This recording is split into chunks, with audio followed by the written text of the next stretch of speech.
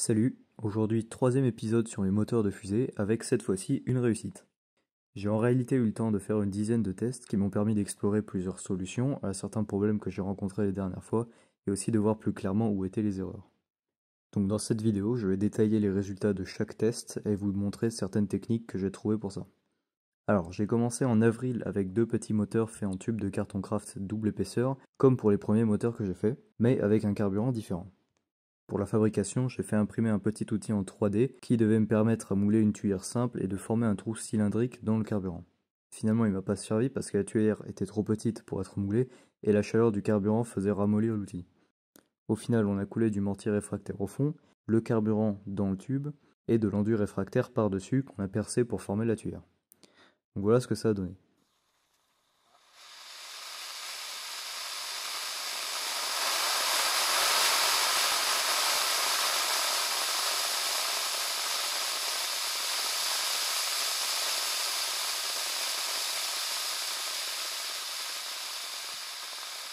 Comme vous pouvez le voir, le carburant a mis beaucoup trop de temps à brûler et a donc fait peu de poussée. J'ai aussi construit une mini fusée avec le deuxième moteur et un peu de carton, juste au cas où.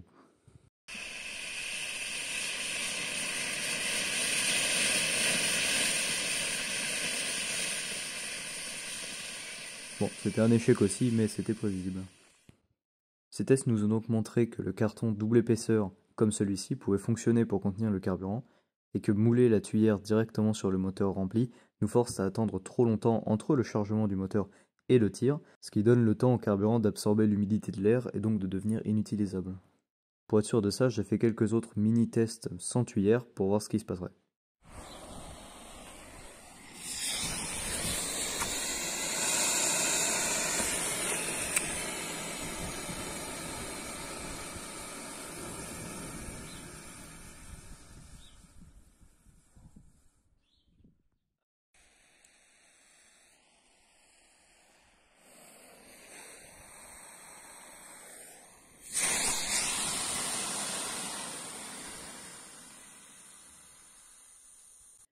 Là, le moteur brûle à une vitesse normale, mais l'aluminium de canette dont je parlais dans la dernière vidéo ne tient malheureusement pas à une telle chaleur. Plus tard en août, je m'y suis remis et on a trouvé un tube en acier avec un très bon diamètre de 3,5 cm et 1,5 mm d'épaisseur. Ce qui veut dire qu'on va pouvoir faire un moteur réutilisable avec. Donc comme la dernière fois, j'ai commencé par couler du mortier réfractaire au fond pour boucher une extrémité, et j'ai moulé une tuyère à part pour la placer sur le moteur une fois qu'il sera chargé. Au final, la tuyère a été le plus difficile à faire parce que le matériau ne convenait jamais. En mortier, elle s'est fritée, et en mastic, elle aurait pris beaucoup trop de temps à sécher et n'aurait probablement pas résisté à la chaleur. Du coup, j'ai fait un mélange des deux, et après une quinzaine de proportions différentes, j'ai trouvé un ratio qui fonctionne bien. 58% de mortier réfractaire filtré, c'est-à-dire avec le moins de petits cailloux possible dedans, 33% de mastic réfractaire et 9% d'eau par masse. Ce ratio est très important car s'il n'y a pas assez de mastic, le mélange n'est pas du tout assez solide. S'il y a trop d'eau, le changement de volume pendant le séchage crée de grosses fissures dans la tuyère. Vous pouvez voir qu'avec ce mélange, le résultat est très solide.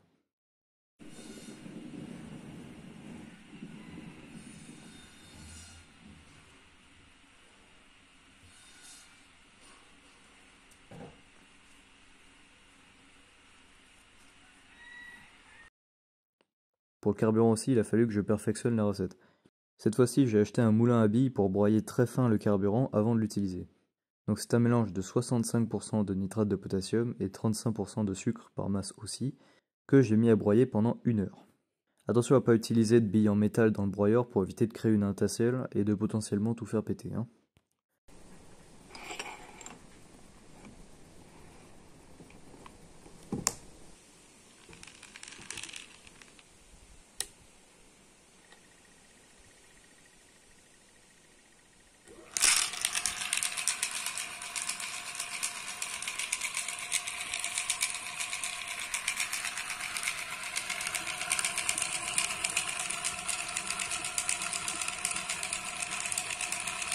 Donc au bout d'1 heure, voilà à quoi ça ressemble.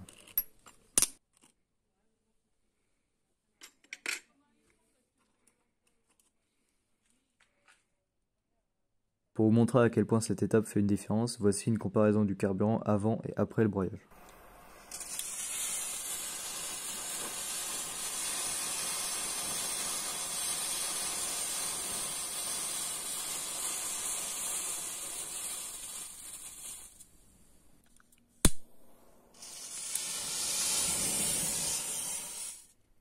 L'étape suivante est de le faire fondre pour rendre le mélange plus compact. Pour ce moteur, je prends 175 g du mélange et j'ajoute 3,5 g, c'est-à-dire 2%, d'oxyde de fer supplémentaire. Dans une casserole, je mets un peu d'eau pour abaisser la température de fusion du carburant pour éviter qu'il prenne feu. Il faut que c'est l'air d'une pâte à crumble. Si c'est déjà liquide à ce moment-là, c'est que vous avez mis trop d'eau. Ensuite, je mets à feu doux et je touche jusqu'à ce que ce soit liquide. Faites chauffer jusqu'à ce que ça ne boue plus gros.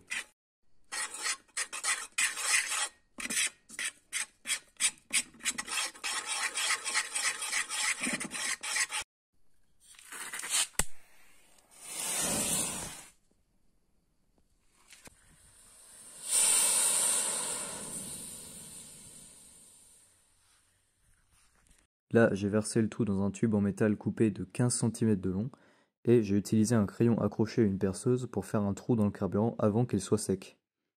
La perceuse n'est pas allumée mais elle permet de descendre le crayon dans le tube de sorte à ce qu'il soit bien droit et bien au milieu. En fait, faire un trou dans le carburant permet d'augmenter drastiquement la surface en combustion dans le tube et donc de produire plus de poussée.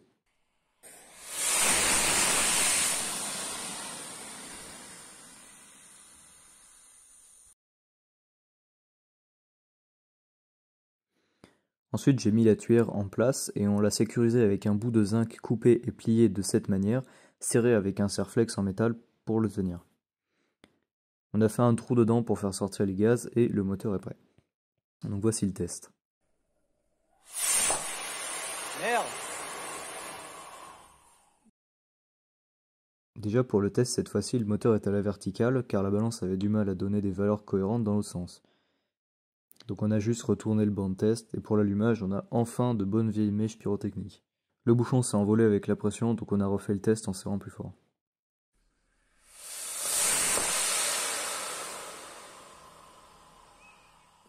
Cette fois-ci le bouchon entier s'est déchiré, le métal s'est coupé en deux, donc on ne pouvait pas réutiliser cette méthode. On a essayé de tenir la tuyère avec des rondelles et des ressorts et voilà ce que ça donnait.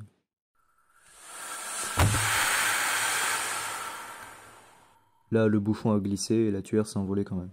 Pour le quatrième test, on a décidé de revenir à la première technique, mais en utilisant un bout de tube d'acier, écrasé sur lui-même, mais cette fois-ci tenu par deux serre-flex.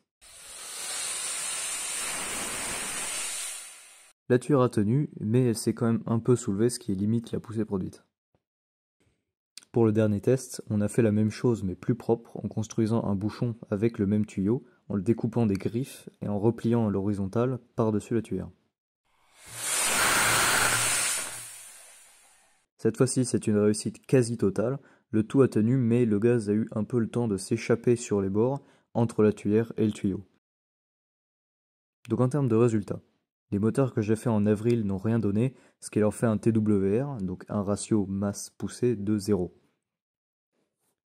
Le test numéro 1 a enregistré une poussée maximale de 1087 g, et le moteur faisait 330 g, ce qui fait de lui mon premier moteur capable de décoller, étant donné que sa poussée est supérieure à sa masse, un TWR de 3,3. Le test numéro 2 a enregistré une poussée maximale de 3631 g, et faisait aussi 330 g, donc un TWR de 11. Le test numéro 3 n'a rien enregistré car le moteur s'est coincé sur une planche au lieu de pousser sur la balance. Le test numéro 4 a enregistré une poussée de 5963 g, mais je suis pas sûr de sa masse, sûrement aux alentours de 360 g, donc un TWR de 16,5. Finalement, le test numéro 5 a enregistré erreur sur la balance, qui veut dire plus de 10 000 g, étant donné que c'est la capacité maximale de la balance. Le moteur pesait 350 g, ce qui fait un TWR de 28,5. Ce dernier moteur est donc au passage 100 fois plus puissant que le premier que j'ai fait, et son impulsion totale le met en un moteur de classe F voire G. Pour les prochaines fois, je pourrais essayer de ne pas mettre d'oxyde de fer dans le carburant pour lui permettre de brûler moins vite.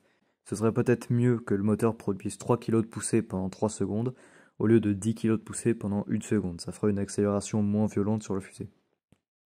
On pourra utiliser un tube en aluminium au lieu d'un tube en acier pour réduire la masse du moteur, et il faut que je trouve une solution plus efficace pour caler la tuyère. Au niveau du banc de test, je pense que j'en referai un complètement nouveau la prochaine fois en utilisant un capteur de charge qui monte jusqu'à 40 kg, branché à un Arduino, ce qui nous permettra d'avoir un graphique de la poussée en temps réel. Et si la vidéo vous a plu, vous pouvez mettre un like et vous abonner. Si vous avez des questions ou des suggestions, laissez-les en commentaire. Bye.